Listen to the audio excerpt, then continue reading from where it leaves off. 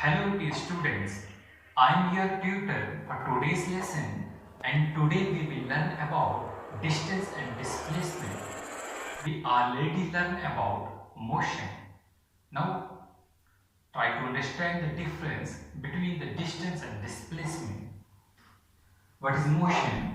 We know motion is related to the change of position. Motion क्या होता है? Motion relate है change of position से। हमने पढ़ा था रेस्ट और मोशन जो है वो रिलेटिव टर्म्स है और मोशन क्या होता है is related to the change of position. तो हमें तो पहले पोजीशन जो है उसके बारे में पता होना चाहिए और पोजीशन को हम कैसे लोकेट करते हैं। किसी भी ऑब्जेक्ट की पोजीशन को अगर हम लोकेट करना चाहते हैं तो हम किसका यूज करते हैं? फ्रेम ऑफ रेफरेंस का। तो अगर हम किसी भी ऑब्जेक्ट की जो है पोजीशन को जो है वो लोकेट करना चाहे हम फ्रेम ऑफ रेफरेंस का जो है वो यूज करते हैं। जैसे कि यहाँ पर कोई ऑब्जेक्ट है, इस ऑब्जेक्ट का नाम मैं जो है वो ए लिख लेता हूँ और हमारे पास तीन एक्सिस है फ्रेम ऑफ रेफरेंस पे। एक एक्स एक्सिस है, हॉरिजॉन्टल जो एक्सिस दिख रहा है वो आपको कौन सा एक्सिस है? एक्स एक्सिस है। एक एक्सिस हमारे पास वर्टिकल एक्सिस है जिसे हम वाई एक्सिस कहते हैं और एक एक्सिस है हमारा इस डायरेक्शन में जिसे हम जी एक्सिस कहते हैं। और ये हमारे तीन जो है एक्स वाई जेड जो है वो एक्सिस है और यहाँ पर हमारा कोई ऑब्जेक्ट पड़ा है और हमने मोशन की डेफिनेशन क्या पढ़ी? Motion is related to the change of position. मतलब मोशन तब होती है जब किसी भी ऑब्जेक्ट की जो है पोजीशन जो होती है वो चेंज होती है। तो मतलब यहाँ पर अगर हमारा कोई ऑब्जेक्ट है हम इसकी पहले पोजीशन जो है वो कैसे लोकेट करेंगे और फिर हम चेंज इन पोजीशन को जो है वो पढ़ सकते हैं। तो इस ऑब्जेक्ट की पोजीशन को अगर लोकेट करना चाहे हम देखेंगे ये हमारा जो ओरिजिन है, ये हमारा ओरिजिन है, ये एक्स एक्सिस है। तो अगर हम इस एक्स एक्सिस पे एक परपेंडिकुलर डालें, एक्स एक्सिस पे अगर हम एक परपेंडिकुलर डालते हैं तो यहाँ पर जो है वो एक्स एसके की कोई वैल्यू हो लेगा और सिमिलरली हम वाई एक्सिस पे एक परपेंडिकुलर डालें तो हमें वाई एक्सिस की जो है वो वैल्यू पता चलेगी। और इस तरीके से जो हम कह सकते हैं यहाँ पर जो ए की पोजीशन है, लेट सपोज ये 10 है एक्स एक्सिस और ये 5 है, तो हम कह सकते हैं 10 और 5 जो है वो पोजीशन है किसकी? पोजीशन ए की है। और हमने पढ़ा है motion is related to the change of position. अब इस मोशन इस पोजीशन ए को जो है यहाँ से इसकी पोजीशन को जो है वो चेंज करते हैं ताकि कोई ना कोई मोशन हो जाए। और अगर हम इसको पोजीशन चेंज करते हैं हम यहाँ पर ले आते हैं इसकी पोजीशन और हम इसे नाम देते हैं ए डैश और अब इसकी जो पोजीशन होगी ये 14 कर दीजिए, 14 और यहाँ पर जो हो जाएगी ये 3 हो जाएगी। तो 14 3 जो है अब इसकी एक नई पोजीशन है।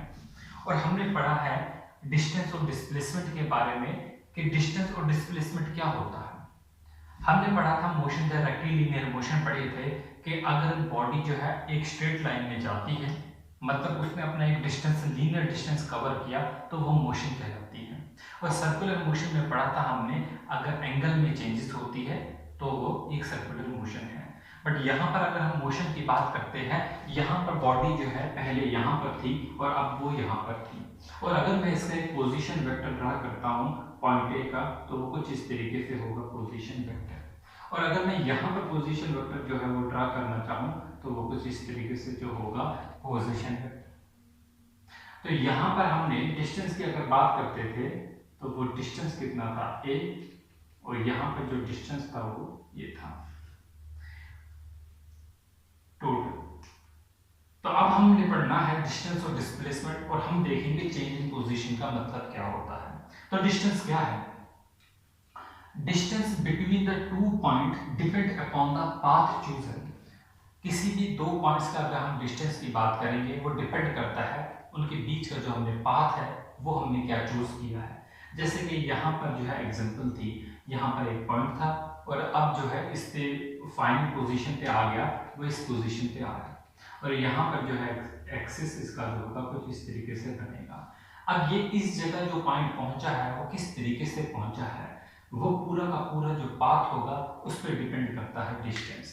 तो तो distance between the two point depend upon the path chosen. तो आप याद रखेंगे मोस्ट इंपॉर्टेंट बात कि वो पाथ चूजन पे जो है वो डिपेंड करता है distance.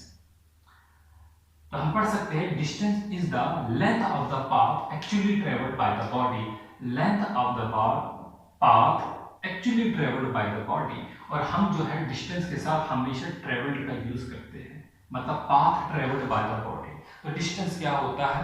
It is the actual path. क्या कौन सा पाथ होता है? ये एक्चुअल पाथ होता है जो कि बॉडी ने चूज किया है अपनी इनिशियल पोजीशन से फाइनल पोजीशन पर पहुंचने के लिए। तो डिस्टेंस जो है वो पाथ पे डिपेंड कर रहा है। और सेकंड बात, it is the actual path travelled by the body, जो एक्चुअली में बॉडी जो है वो ट्रेवल करके एक जगह से दूसरी जगह पे जो है वो जा रही है, उसे क्या बोलते हैं? डिस्टेंस।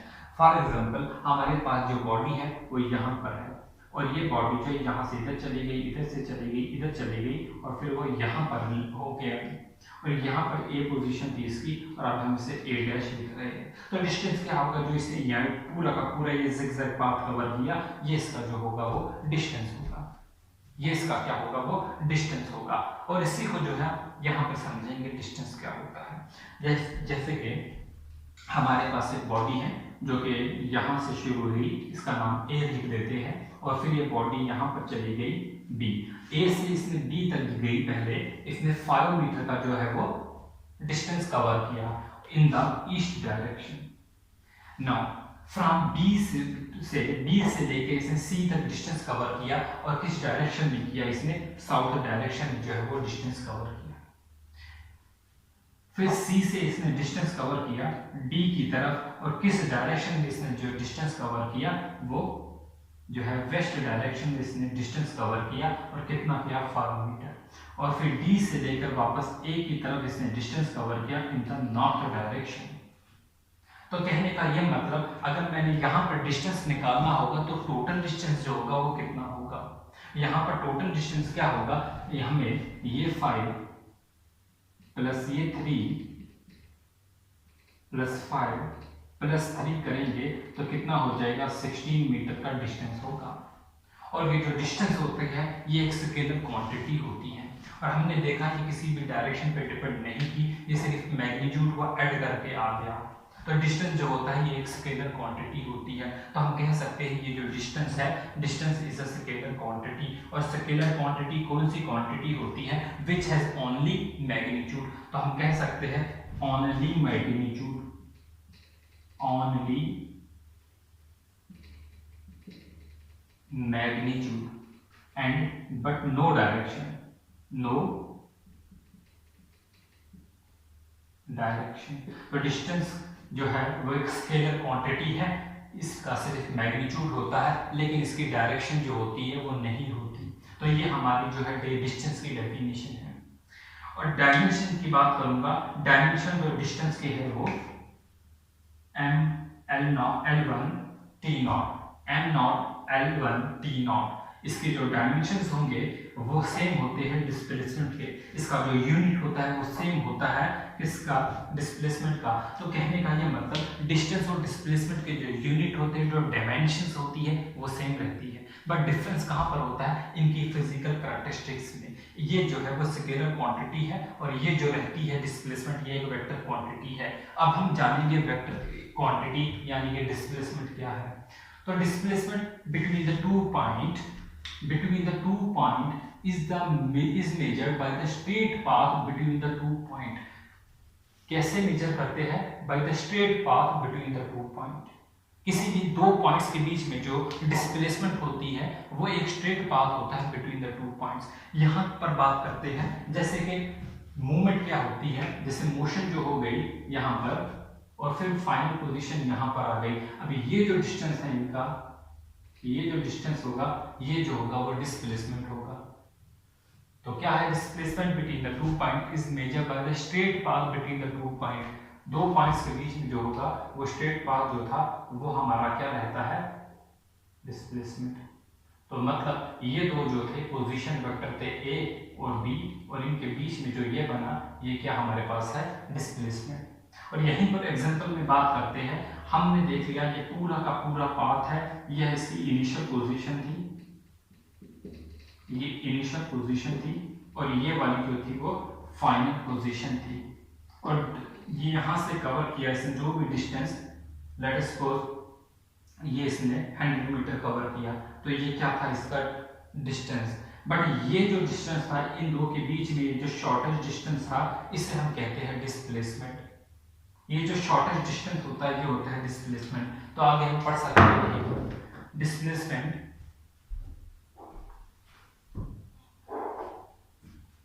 इसी बात को हम पढ़ेंगे। Displacement is the shortest distance between the initial and the final position. जो इनिशियल पोजीशन थी हमारी ये वाली और जो फाइनल पोजीशन थी, इनके बीच का जो डिस्टेंस होता है वो हमारा क्या होता है, displacement in the direction of the point of the final position. और किस पोजीशन किस डायरेक्शन में होती है, फाइनल पोजीशन की तरफ। जैसे कि ये हमारा था,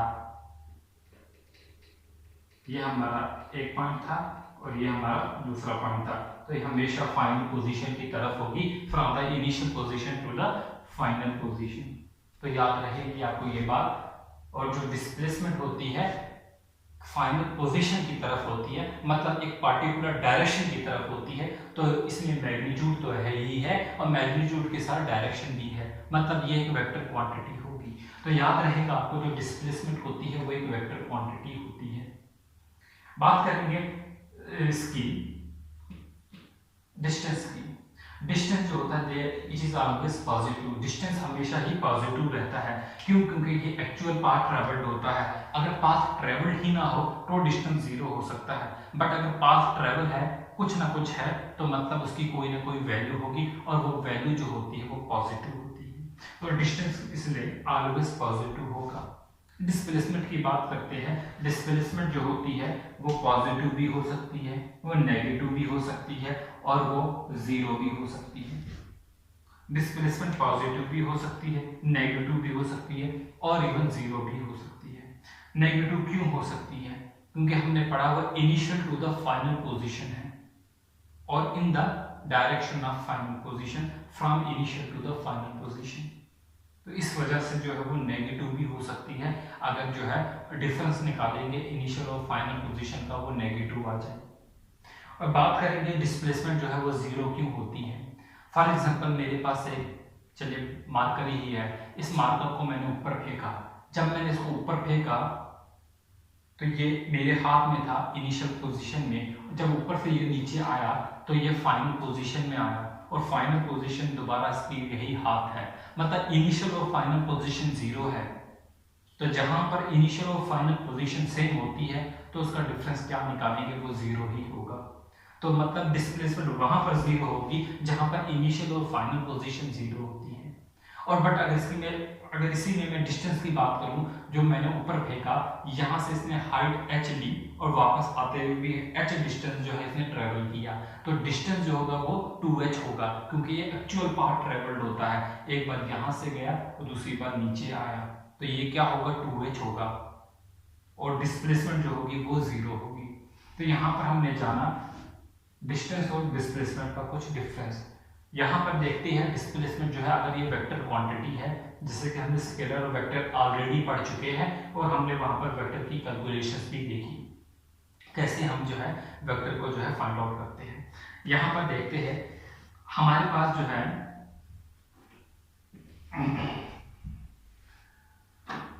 हमारे पास एक डायरेक्शन दी गई है, एक ऑब्जेक्ट है जो कि नॉर्थ डायरेक्शन में जा रहा है।